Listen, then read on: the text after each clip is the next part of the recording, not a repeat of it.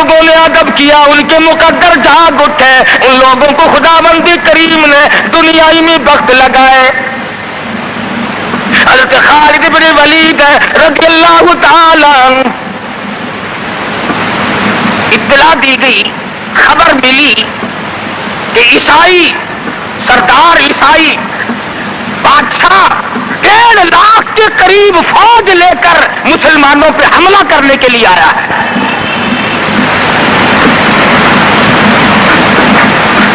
حضرت خالد بن ولید رضی اللہ تعالی عنہ کو 50-60 آدمی دیے، جاؤ بادشاہ کی فوج کا اندازہ لگا کے آؤ، تخمینہ لگا کے آؤ، اسلحہ دیکھ کے آؤ، ان کی تعداد کا اندازہ لگاؤ وہ کتنے ہیں۔ حضرت خالد بن ولید رضی اللہ تعالی عنہ چند صحابہ کرام کو ساتھ لے کر کے پہنچے۔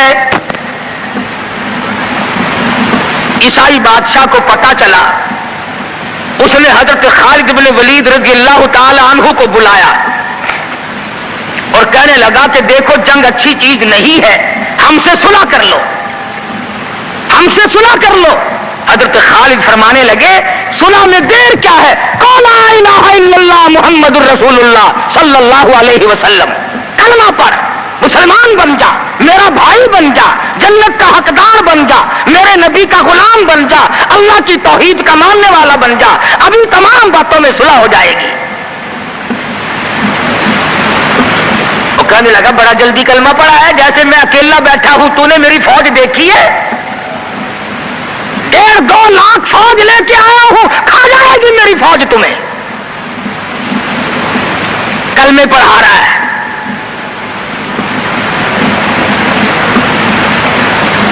حضرت خالد کو کہنے لگا تجھے پتا نہیں تو کس کے سامنے کھڑا ہے؟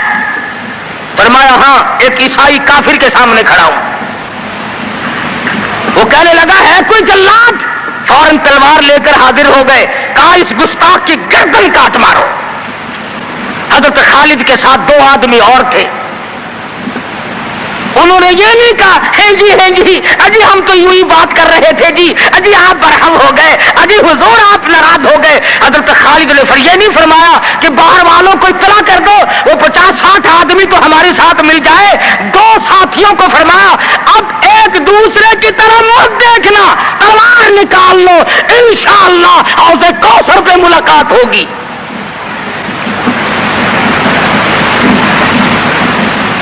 آدمی 1.5-2 لاکھ کے مقابلے میں ٹکرا گئے، یہ نہ سوچا کہ ہوگا کیا۔ حضرت خالد بن ولید رضی اللہ تعالیٰ عنہ اور 2 ساتھی اور تمام کافروں کی فوج میں گھر گئے، جنگ شروع ہو گئی۔ ابو عبیدہ بن جراح رضی اللہ تعالیٰ عنہ کے خام میں مدنی کریم صلی اللہ علیہ وسلم تشریف لائے، فرمایا ابو عبیدہ تو سویا ہوا ہے، میرا خالد گھیرے میں آ گیا۔ گھبرا کے اٹھے، شور مچایا لوگوں جلدی کرو پہنچو، خالد گھیرے میں ہے۔ حضرت خالد کی بیوی ام تمیم سنتی ہے، کہنے لگی نہیں مجھے یقین نہیں آتا، میرا خالد گھیرے میں آنے والا نہیں، آ ہی نہیں سکتا۔ گھر میں کھڑی ہو کر چاروں طرف نظر مارتی ہے، دیکھتی کیا ہے؟ وہ ٹوپی جس میں امام الانبیاء محبوب کبریا حضرت محمد مصطفیٰ صلی اللہ تعالی علیہ وسلم کے منہ مبارک رکھے ہوئے تھے، وہ بھول آئے۔ ام تمیم کہتی ہے خالد تو ضرور گھیرے میں آ گیا، تیری ٹوپی یہاں رہ گئی۔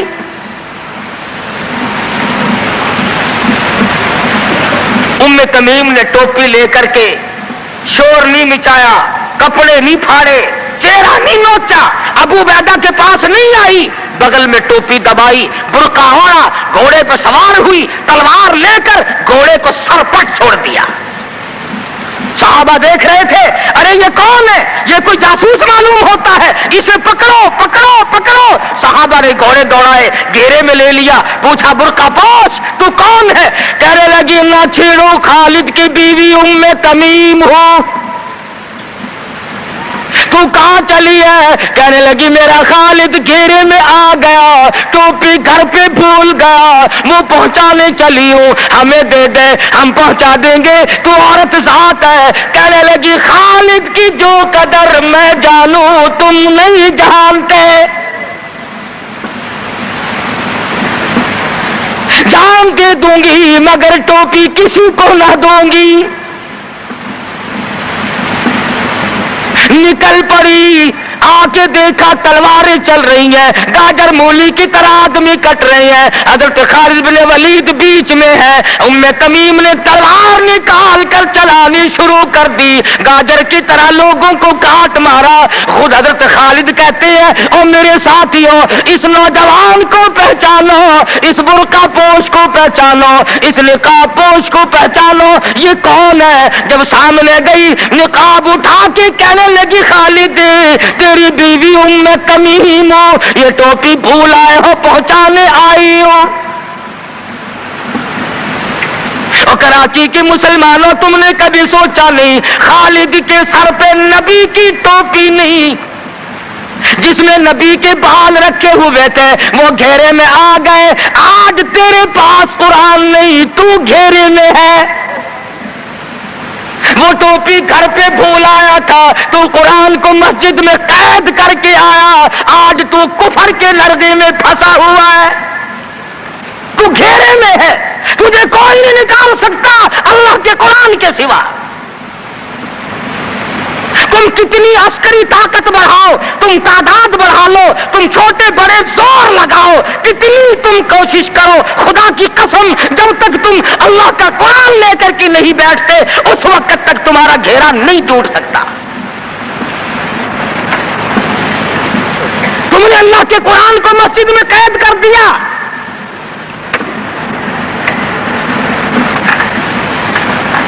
نہ اس کو عوام صدر میں جگہ دی، نہ مارکیٹ میں جگہ دی، نہ محلے میں جگہ دی، نہ برادری میں جگہ دی، نہ خاندان میں کوئی جگہ دی، تمام کو اکٹھا کر لو گے اللہ کے قرآن کو پوچھنے والا کوئی نہیں۔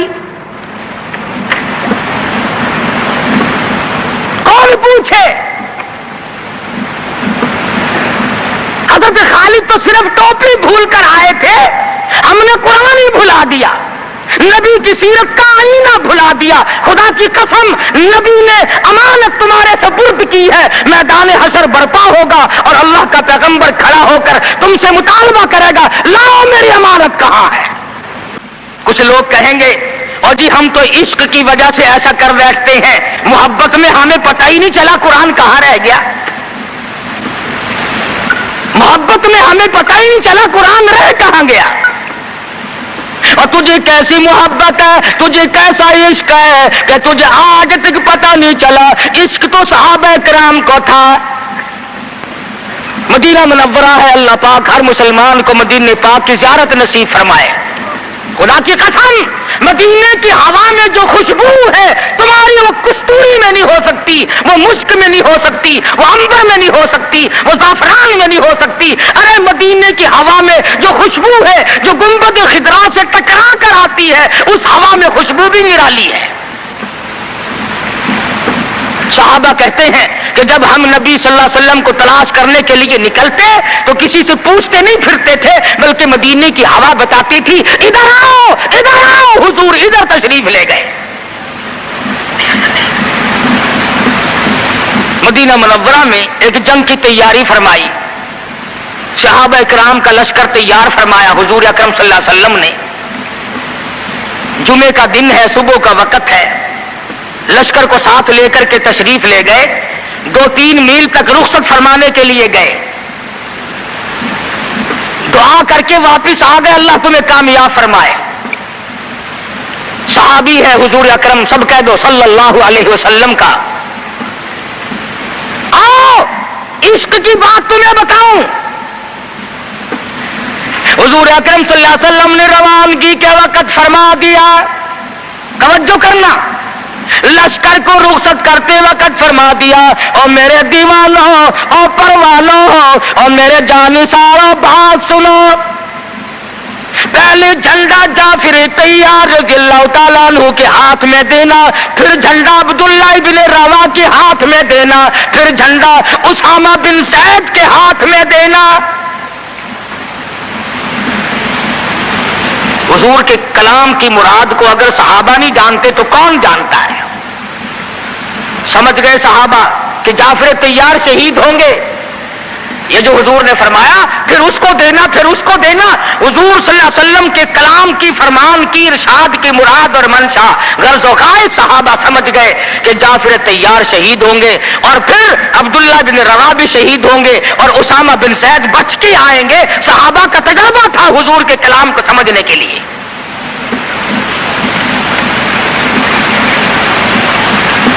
عبداللہ ابن روا رضی اللہ تعالیٰ عنہ نے سوچا کہ تسلی تو میری ہو گئی کہ میں شہید ہوں گا، اس جنگ میں واپس نہیں آؤں گا، مگر چلو جمعے کا دن ہے، سواری میری بڑی تیز ہے، میں آخری جمعہ سرکار دو عالم صلی اللہ علیہ وسلم کے پیچھے کیوں نہ پڑھوں اور جمعہ پڑھ کے جاؤں گا، ایک مرتبہ اور اپنے آقا کا دیدار کروں گا۔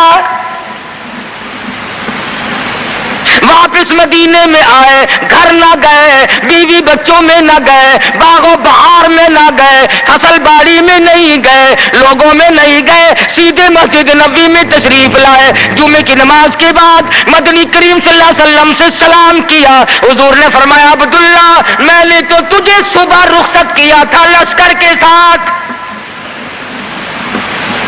تجھے صبح روانہ کر دیا تھا، تو چلا گیا تھا فوج کے ساتھ۔ عرض کیا یا رسول اللہ میرے ماں باپ قربان ہو جائیں، آپ کے فرمان سے میں نے یہ اندازہ لگایا کہ میں شہید ہو جاؤں گا، میرا یہ آخری جنگ ہے، یہ آخری جہاد ہے۔ میرے دل میں ایک بات آئی، آج جمعے کا دن ہے، اپنے آقا کے پیچھے جمعہ بھی پڑھوں، آخری جمعہ پڑھوں اور آخری دیدار کر کے جاؤں۔ اب تھوڑے سے مجھے آپ بول کے بتائیں عبداللہ ابن رواح کا یہ عشق ہے کہ نہیں؟ کوئی ڈر کی بات نہیں، کوئی خوف کی بات نہیں، بیوی بچوں کی محبت نے نہیں کھینچا، باغوں کو دیکھنے نہیں گیا، بچوں سے ملاقات کے لیے نہیں گیا، ارے حضور کا عشق ہے، کہتا آخری جمعہ، آخری دیدار، آخری ملاقات۔ اور عرض کیا میرے آقا میں اپنے ساتھیوں کو جا ملوں گا، میری سواری بڑی تیز ہے۔ امام الانبیاء محبوب کبریا حضرت محمد مصطفیٰ صلی اللہ علیہ وسلم کا چہرے انور سرخ ہو گیا۔ فرمایا عبداللہ تو ساتھیوں کو نہیں مل سکتا، نہیں مل سکتا، جب تیرے ساتھی جنت میں جائیں گے 500 سال بعد میں بہشت میں جا سکے گا۔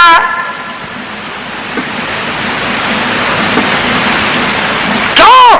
اس لیے چاہے تم عشق کے تحت آئے، محبت کی وجہ سے آئے، جذبے کی وجہ سے آئے، جمعے کے لیے آئے، میرے دیدار کے لیے آئے، میری ملاقات کے لیے آئے، جب میں نے رخصت کر دیا تھا میرے حکم میں تاخیر کیوں کی؟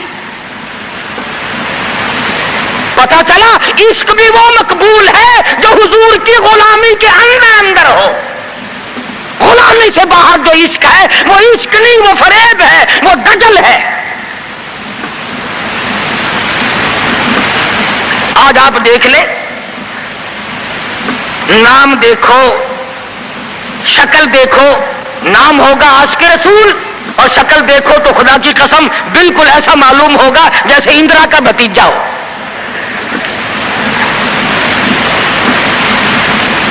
پہچان نہیں سکے گا آدمی، کیا کر سکتا ہے آدمی شکل میں؟ صورت نہیں، سیرت نہیں، لباس نہیں، اخلاق نہیں، کردار نہیں، تمام چیزوں کا تختہ نکال کے رکھ دیا ہے۔ اور آج قوم اسی وجہ سے مصیبتوں سے دوچار ہے، وہ نرغے میں پھنسی ہوئی ہے، وہ نکل نہیں سکتی، وہ سہارا ڈھونڈ رہی ہے مادی قوت کا۔ حضور ناراض ہو گئے صلی اللہ علیہ وسلم۔ صحابی کہتا ہے میں چاہتا تھا زمین پھٹ جائے، مجھے لقمہ بنا کر نکل جائے۔ صحابی کہتا ہے مجھے زندگی تلخ لگنے لگی، ہائے میرے آقا مجھ سے ناراض کیوں ہو گئے؟ عبداللہ بن روا تشریف لے گئے، گھر پھر بھی نہیں گئے، بال بچوں میں پھر بھی نہ گئے، اور جا کر کے جہاد میں شریک ہو گئے۔ 3 دن گزر گئے، کوئی چیز حلق میں نہ گئی، کمر سیدھی نہیں ہو سکتی تھی، جنگ سخت تھا، لڑائی شدید تھی، تلواریں چل رہی تھی۔ عبداللہ بن روا فرماتے ہیں مجھے بھوک لگی، سیدھا کھڑا نہیں ہو سکتا تھا، مجھے یاد آیا میرے تھیلے میں گوشت کے خشک ٹکڑے موجود ہیں، میں ان کو منہ میں لے کر ذرا چوسنے لگا، مجھے مدینے کا باغ یاد آیا، مجھے بیوی یاد آئی، مجھے اولاد یاد آئی۔ نبی کے دیوانے کا طرز زندگی دیکھ، صحابی کہتا ہے میں نے انگلی حلق میں ڈال کر وہ بوٹی باہر نکال دی، کہا اچھا میں تجھے کچھ کھانے کے لیے دینے لگا ہوں تو یہاں بیٹھ کر گھر یاد آیا، کھڑے ہو گئے اور فرمانے لگی اور میری بیوی اور تمہیں طلاق ہو، اور میرے باغ بہار جاؤ، اسلام کے لیے وقف ہو تم آج کے بعد میرے نہیں۔ کسی نے پوچھا کیا کہہ رہے ہو؟ فرمایا ہاں نقشہ سامنے کیوں آیا، آخری وقت میں دنیا کا نقشہ میری آنکھوں میں کیوں کھینچا؟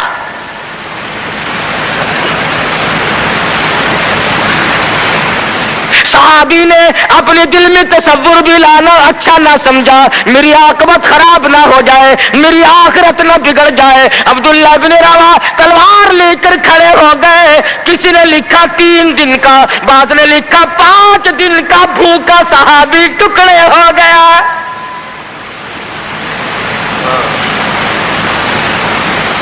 یہ تھا عشق جسے عشق کہا جاتا ہے، لیکن حضور کی اندازہ لگاؤ حکم میں تاخیر کی وجہ سے 500 سال بعد کو بہشت میں جا سکے گا، اور جنہوں نے حضور کے احکام کو سرے سے ٹکرا دیا، سرے سے ماننا ہی نہیں، انکار کر دیا، اب یہ فیصلہ تم کرو، اب یہ فتویٰ تم دو کہ وہ جنت میں کب جائیں گے۔